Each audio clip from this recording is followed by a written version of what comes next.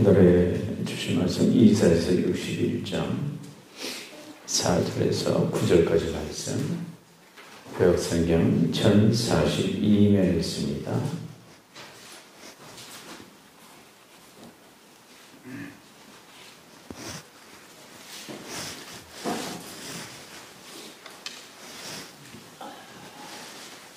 이사야서 61장 4절에서 9절까지 말씀, 우리 한 절씩 계속해서 봉독해 올립니다. 그들은 오래 황폐했던 것을 다시 쌓을 것이며 이에부터 무너질 것을 다시 일으킬 것이며 황폐한 성읍 곧 대대로 무너져 있던 것들을 정수할 것이며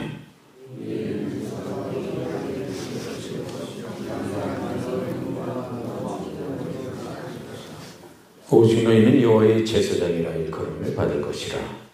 사람들이 너희를 우리 하나님의 봉사자라 할 것이며 너희가 이방 나라들의 재물을 먹으며 그들의 영광을 얻어 자랑할 것이니라.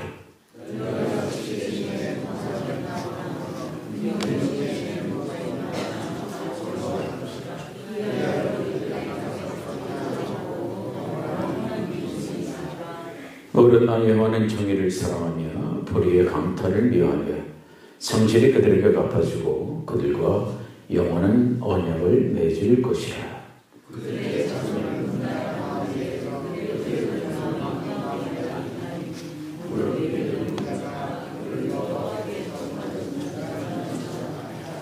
아멘. 어느 마을의 큰 절벽에 섰어요. 누가 독수리들이. 근데 그 독수리들 하나하나 보게 되니까 날개 시험으로부터 낙방한 독수리가 있고 또 짝으로부터 외면당한 버림받은 독수리가 있고 힘센 독수리한테 상처를 받고 핥히고 찢어지고 그런 독수리들 모습, 우리들은 이 세상에서 이렇게 많은 상처를 받은 사람들이 새들이 없을 거다. 그래서 야, 살림이 뭐하냐? 잘 죽자. 함께 죽기로 했어요. 이때 큰 망에서 바라보던 힘센 영웅 독수리가 내려와서 이들 앞에 서고 물어봅니다. 왜 죽으려고 하느냐? 괴롭고 이 땅에 우리는 살 이유가 없고 너무나 많은 상처를 받아서 죽으려고 합니다. 그때 이 영웅 독수리가 이 얘기를 합니다. 난 어떨 것 같냐? 난 상처가 없을 것 같지? 내 몸을 봐라. 날개를 펼치니까 여기저기에 수많은 상처들 남아있고 치료된 그런 상처들이 많이 되는 거예요. 이 상처는 날개심마다 소나무 가지에 찢어져서 생긴 것이고, 이쪽 거는 나보다 힘센 독수리가 나를 핥혀가지고 받은 상처다. 그러나 이것은 겉으로 드러나는 상처에 불과하지 마음의 상처 자국은 할 수 없이 많아. 야, 독수리를 우리라는 알자. 세상에 상처 없는 새들이란 나자마자 죽은 새들밖에 없어. 우리가 살아가는데 상처 없는 새가 어딨냐? 힘을 내라. 우리가 삶을 살아가면서 상처받은, 또한 상처를 없이 사는 사람들이 얼마나 있겠느냐. 더구나 우리가 이 땅을 살아가면서 내가 누구에게는 나도 모르는 상처를 줘서 상대방이 힘들어하고 상처를 받지요. 또한 어느 누군가로부터 나는 또한 상처를 받고 이겨냅니다. 이스라엘 백성들 예외는 아니라는 거지.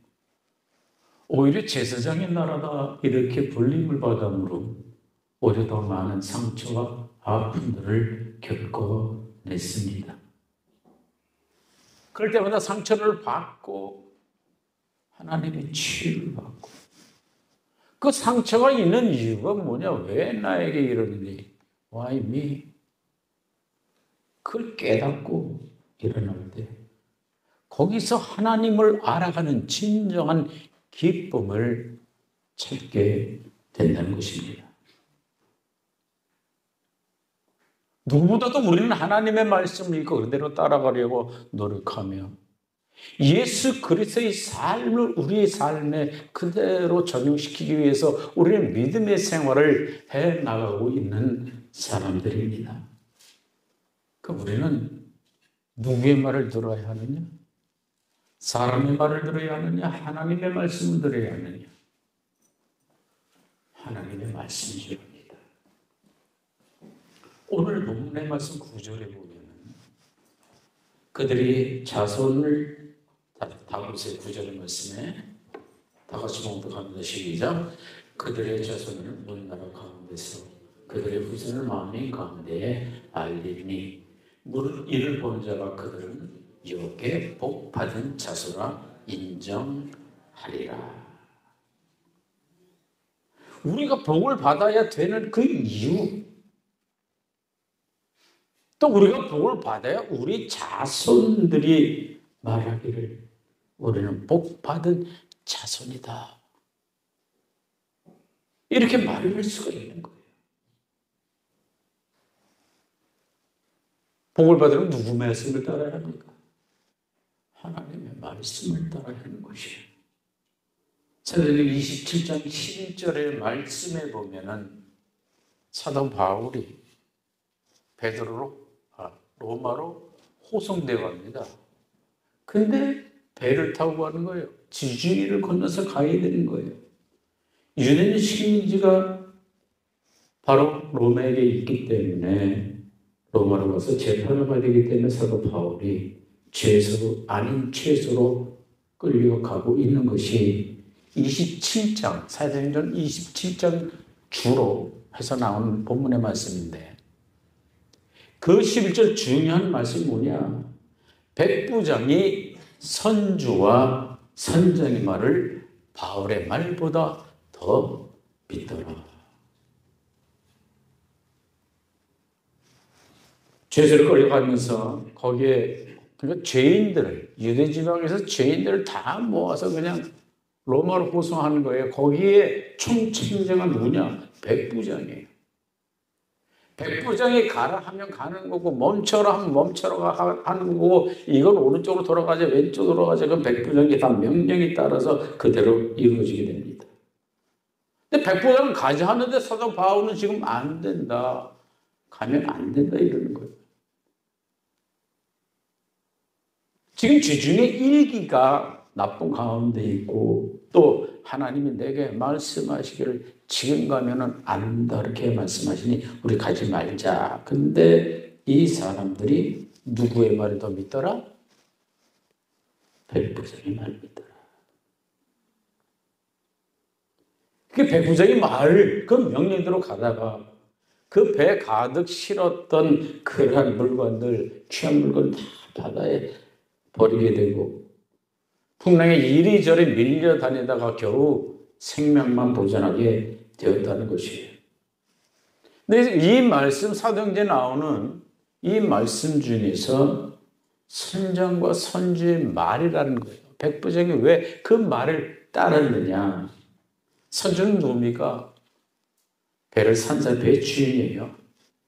배를 운영하면서 거기에 나오는 이익을 가지고 사는 사람이죠.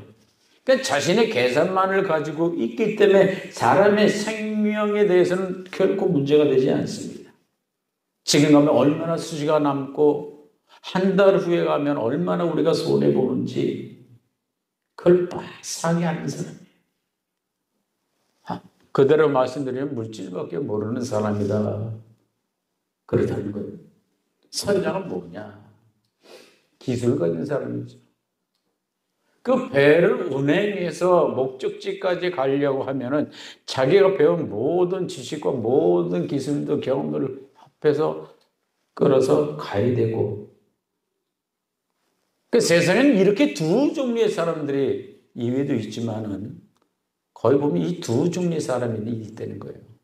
재물 목적으로 나가는 사람이냐, 아니면 내 재관을 믿고 살아가는 사람이냐, 내가 경험한, 내가 배운 기술을 가지고 그것이 최고라고 그렇게 말하면서 살아가는 사람이냐, 아니면 하나님의 말씀의 뜻을 찾아서 그대로 살아가려고 노력하는 사람이냐. 바울은 하나님을 믿는 사람이에요. 백부장은 하나님을 믿는 이 사도 바울의 말을 듣지도 귀담아 듣지도 않고 시답게 여겼어요. 그러니까 백부장은 선조와 선장의 말을 따라, 즉 물질과 자기 능력만 따라서 하는 사람들의 말을 따라갔다는 거예요. 여기서 우리에게 주는 교훈이 뭐냐? 물질과 자기 재주를 믿지 말아라, 이겁니다. 오직 하나님만 믿고 살아가야 그 하나님이 우리를 인도해 가시는 거지. 너 가진 재주나 너 가진 어떤 모든 것을 가지고 네가 네 세상대로 살려면 절대 안 된다고 하는 그런 말씀을 오늘 이 사도행전 27장의 사도 바울을 통해서 우리에게 들려주는 말씀입니다. 그렇다면 하나님의 말씀을 통해서, 오늘 본문을 통해서 우리에게 주시고자 하는 말씀이 뭐냐? 그것은 회복의 약속이에요. 회복이 뭡니까? 다시 돌려 놓는 것이죠.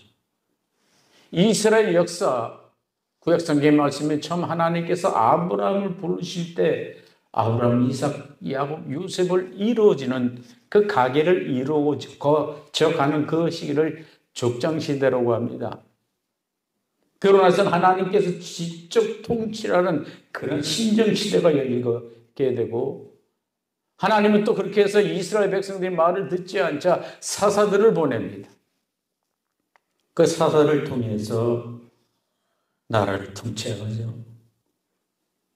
사사시대 끝이 나고 나면 왕을 세워달라는 그 백성들의 요구에 따라서 사울 왕을 세우고 다윗을 세우고 또한 마지막 솔로몬을 세우고 이스라엘 역사는 끝이 나는 거예요. 그리고는 이제는 신약의 시대가 뭐냐? 은혜의 시대다. 예수님께서 이 땅에 오셔서 우리에게 죽음으로, 목숨으로 우리의 죄를 대신해 주시고 성령을 너희에게 보내노니 성령을 통해서 은혜롭게 살아라. 은혜의 시대예요. 근데 이스라엘 역사 중에 가장 그들에게 아름다운 꽃이 피었던 그 시기가 어디냐? 솔로몬 시대예요. 이 시대는 세상의 부귀영화를 다 누렸습니다. 황금 시대예요. 근데 이런 시대를 가면서도 이스라엘 백성들은 하나님 앞에 감사하고 더 잘과 하나님을 했으면 좋은데 그렇지 못했다는 거예요. 조금 내 삶이 편해지고 뭔가 잡았다 싶으니까 사람이 확 달라져. 하나님을 외면합니다. 하나님보다도 부여함을 좋아하고 하나님보다도 자기의 자신의 주장이 더 높기 때문에 하나님이 보시기에 너무나 괘씸한 거예요. 그래서 이웃인 바벨론을 통해서 이스라엘을 쳐서 그 누리고 있던 부귀영화를 다 빼앗아가 버립니다. 이제부터는 이스라엘 백성은 온갖 학대와 고생 다 받게 되셨어요. 이때에 회개하라. 그들이 깨달아야 할 것은 하나님 앞에 돌아오면서 회개를 하는 것이에요. 절망 가운데 빠진 백성들이 회개하고 돌아오는 그러한 백성들 하나님께서 그냥 내버려 두지 않는다는 것이에요. 내가 너희를 처음 있던 그 자리로 회복시켜주겠다. 약속하는 것이 오늘의 본문의 말씀이에요. 우리가 지금 겪고 있는 어려움들은 하나님께서 회복시켜준다는 그런 하나님의 은혜가 우리에게 필요하고 또 늘 때가 왔다고 저는 그렇게 믿습니다. 오늘 본문 말씀을 보니까 4절 보세요. 그들은 오래 황폐하였던 것을 다시 쌓을 것이며. 뭘 쌓는 거예요? 바벨론을 통해서 무너져버린 예루살렘 성전의 그 모든 것들 다시 회복시키겠다. 또 5절에 말씀하니까 외인들은 서서 저희의 양떼를 칠 것이며 이방 사람이 너희 농부와 포도원 지배가 될 것이니. 그 너희를 그렇게 괴롭히고 못 살게 굴던 그런 모든 사람들, 이웃나라 사람들을 다 데려다가 너희의 양떼를 치게 할 것이다. 너희가 농사 짓게 하는 것이 아니라 그들로 하여금 너희의 농사를 대신 짓게는 농부로 삼아버릴 것이다. 이렇게 말씀해요. 그럼 6절의 말씀 보세요. 오직 너희는 여호와의 제사장이라. 너희를 우리 하나님의 봉사자로 할 것이며 너희가 이방 나라들의 재물을 먹으며 그들의 영광을 얻어 자랑할 것이니라. 이스라엘 백성은 이제 더 이상 바닥으로 떨어져서 더 이상 뺏길 게 없었어요. 그들 심정적으로는 완전히 절망 가운데 있었어요. 그런데 하나님 앞에 다시 돌아가려고 회개를 하는 하나님께서는 다시 다 회복시켜줄게. 회복시키려면 내 힘으로 되는 거예요? 아니라는 것이죠.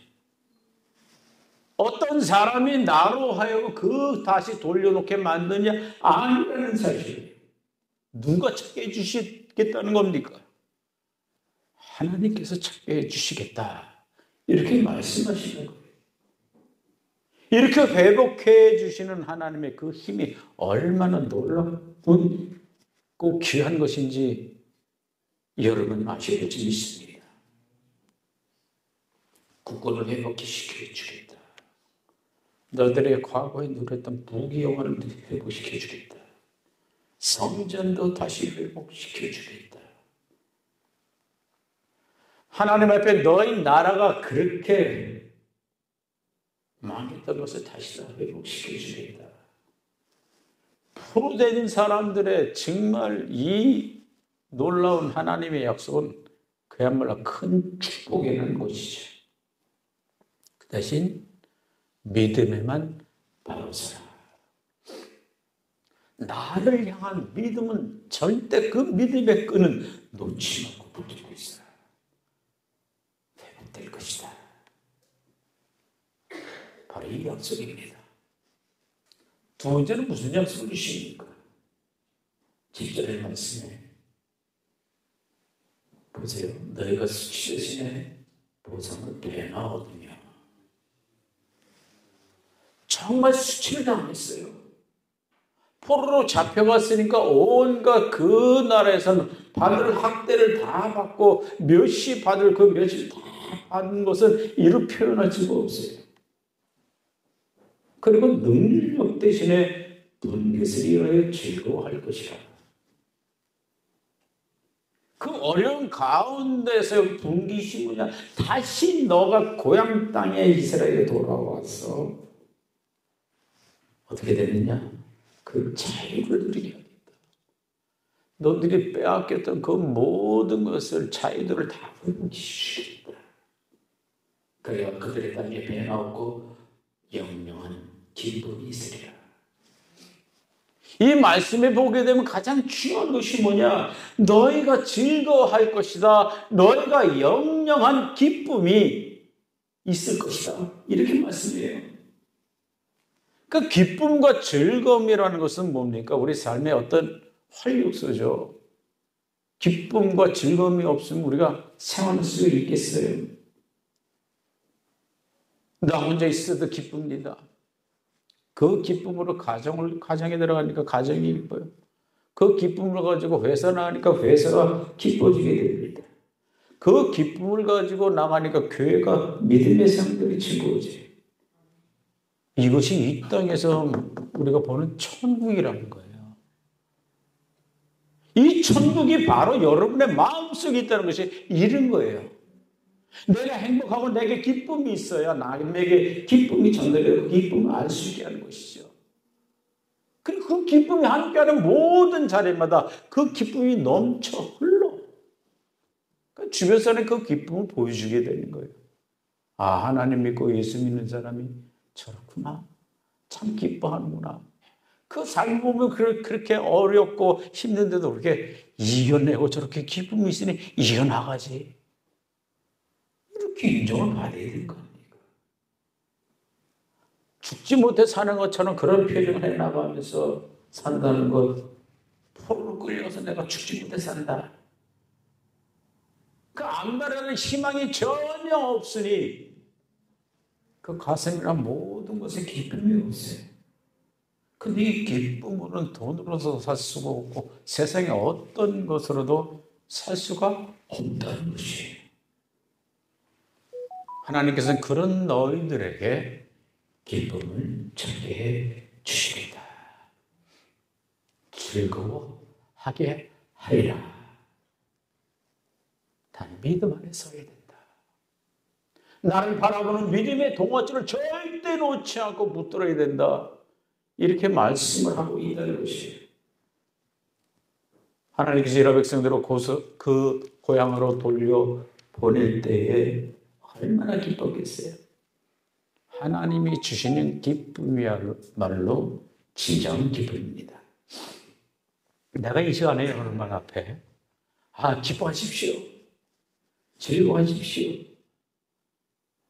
즐겁고 기쁩니까? 하나님이 내 안에서 있어야 내가 여러분께 뭔가 기뻐하십시오 할 때 그 하나님의 은혜를 깨닫고 내가 기쁜 거지. 내가 기뻐하라. 내가 여러분을 기뻐하십시오. 즐거워하십시오. 뭐 기쁘고 즐거울 아니에요. 마음을 주셔야 될 줄 믿습니다. 이것은 은혜를 받아야 된다는 것이에요. 은혜를 받게 되면 기쁨이 넘치게 됩니다. 믿음 안에 서게 되면 하나님을 바라보게 되고 내가 예수를 따라가려고 노력하는 그런 심령 가운데 하나님께서 은혜를 베풀어 주시에요. 그 은혜가 임해. 근데 그 은혜가 임하는 것이 그 차원에서 끝나는 게 아니에요. 점점 차원이 높아가야 한다는 것입니다. 어린이들이 집안에 있을 때 그 집안이 온 내 세상이에요. 온 천지가 내 세상에 그 가장을 내세죠. 태어나서 세상 밖에 나가다 보니까 참 별 희한한 세상이 있어. 보는 기쁨이 있습니다. 또 나가서 보니까 친구를 만나게 되니까 친구 만나는 기쁨이 있어서 엄마 아버지는 또 뒷전이야. 더 좋아하게 돼요. 사회 나가서 사람들 만나게 인간관계가 생기면서 그들의 또 가운데 기쁨이 생겨요. 날로 성장해 나가야죠. 날로 성장해 나가야 되는데 어린아이처럼 맨날 그런 기쁨으로 그 안에서만 이 기쁨이 내 기쁨이다 하고 머물러 있으면 절대 성장하지 못한다는 것이에요. 우리가 예수를 믿지 얼마나 됐어요? 시기가 중요하지 않다는 거예요. 오늘 이 본문의 말씀 우리가 10년 전에 읽었다 할지라도 오늘은 이렇게 느껴지는 이 말씀의 감동과 은혜가 10년 전에 느꼈던 감동과 은혜가 다르다는 거예요. 그때마다 같은 말씀으로도 하나님께서 우리에게 은혜를 베푸시는 길이 달라요. 근데 10년 전에, 20년 전에, 30년 전에 내가 예수를 믿었기 때문에 그대로 딱 머물리고 난 이제 됐다. 이게 아니라는 거예요. 은혜를 받게 되면 은혜의 차원이 점점 더 높아져 가고 올라가는 거예요. 그 예배할 때마다 하나님 앞에 갈 때마다 은혜가 돼요. 성경 보고 또 보고 다시 볼 때마다 그 말씀이 나에게 또한 새로운 은혜가 돼요. 예배 나와 예배 드리면서 돌아갈 때 또 기쁨을 느끼고 바꿔지는 것이 예배를 통해서 우리가 하나님의 은혜를 체험하게 되겠습니다. 기쁨이 충만하기 때문에. 그렇기 때문에 믿음과 은혜가 사람을 변화시키는 거예요. 그대로 머물러 있으면 안 돼. 진정한 믿음은 그 사람을 변화시키는 거예요. 근데 10년 전, 20년 전에 거기에 딱 머물러 있어. 아니라는 것이죠. 하나님의 은혜는 점점 주어질 은혜가 더 깊어지는 그 은혜를 우리가 어떻게 깨닫고 어떻게 받고 어떻게 우리 기쁨을 나가느냐. 내 마음이 문제라는 얘기예요. 여러분과 여러분 가정에 이 기쁨이 충만하시게 하나님께서 주신 기쁨과 즐거움이 충만한 가정 되시길 축복합니다. 세 번째 우리에게 말씀하는 것이 뭐냐? 갚아주겠다 이거예요. 8절에 말씀해 보세요.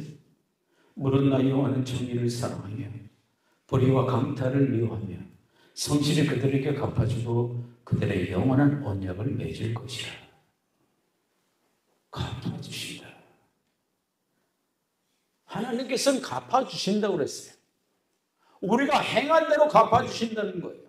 정의를 살아 하나님의 뜻에 의해 살아가는 사람들에게 하나님께서 100% 갚아주시겠다. 하지만 불의를 살아하고 강탈을 하는 사람, 세상에 그런 사람 반드시 내가 갚아주리라.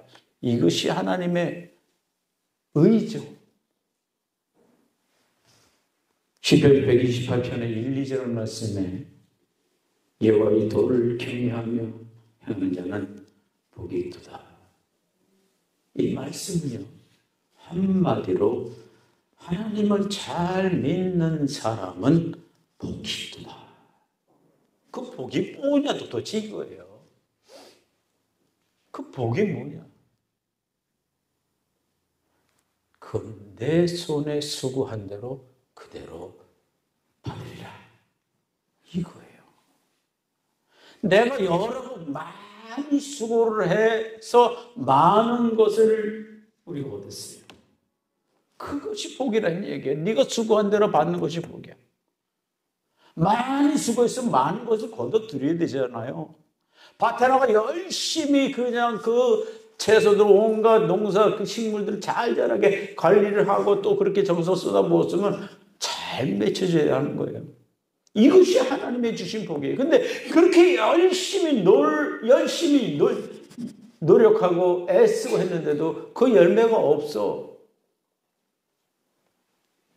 그만이에요. 수고한 대로 너희가 받으리라. 이것이 형통의 축복을 믿습니다. 크게 수고하다 적게 얻었다? 실패해요. 또 반대로요. 작게 해놓고서 또 크게 바라는 거 있잖아요.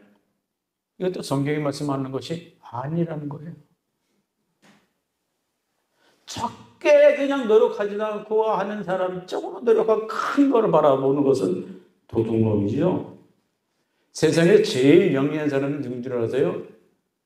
남이 이루어놓은 것을 빼앗아가는 것. 도둑질이나 사기. 바로 이 사람이 정말 영리한 사람들이에요. 왜? 나는 아무것도 안 했어. 남이 다 이루어놓은 거 그냥 뺏어오거나 그냥 뒤통 때려 뺏어오거나 말로 이걸로 해가지고 어떻게 속여가지고 그냥 그걸 다 내 거로 만들어 버린 사람들. 이 사람 똑똑한 사람들이죠? 하나님께서는 아니에요. 내가 갚아주리라.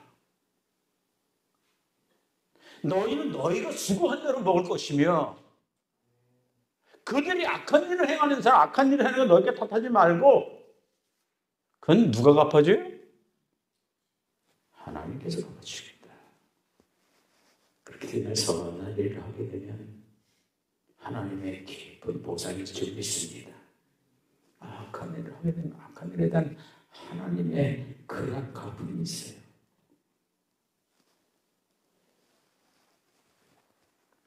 그러나 여호와는 정의를 사랑하며 그의 강탈을 미워하며 성실히 그들을 갚아주고 그들의 영원한 언약을 세울 것이라. 우리가 믿음의 바로 서게 되면 우리가 빼앗겼던 것들, 우리가 믿음을 지키기 위해서 정말 수많은 것 잃어버렸다 할지라도 그것을 내가 회복시키고 갚아주겠다. 하나님께서 이렇게 말씀하셔요. 그러나 우리가 믿음을 잃게 되면 모든 것을 잃게 된다는 사실을 우리는 알아야 합니다. 믿음이 회복되면 하나님께 다 갚아주실 믿습니다. 하나님의 갚으심을 믿는 것이 성도의 그런 복이에요. 결론적으로 말씀을 처음 말씀드렸죠. 구절의 말씀을 다시 보세요. 다 함께 공부하면 시작. 그들의 자산을 문나라 가운데서 그들의 우산을 만민 가운데서 알리니 물을 잃은 보는 자가 그들에게 여호와께 복받은 자손이라 인정하리라. 아멘. 인정받는다는 것 얼마나 큰 복이에요. 내 자신의 존재랑 내 자신의 가치에 인정을 받아. 내가 스스로 높으려고 막 떠들고 뭐 이걸 나 이렇게 잘났어 저랬어 이게 아니라는 것이에요. 남이 인정해 줘야 되는 것이에요. 그것도 인정받아야 할 곳에서 인정을 받아야 엉뚱한 데서 인정받으면 안 된다는 얘기예요.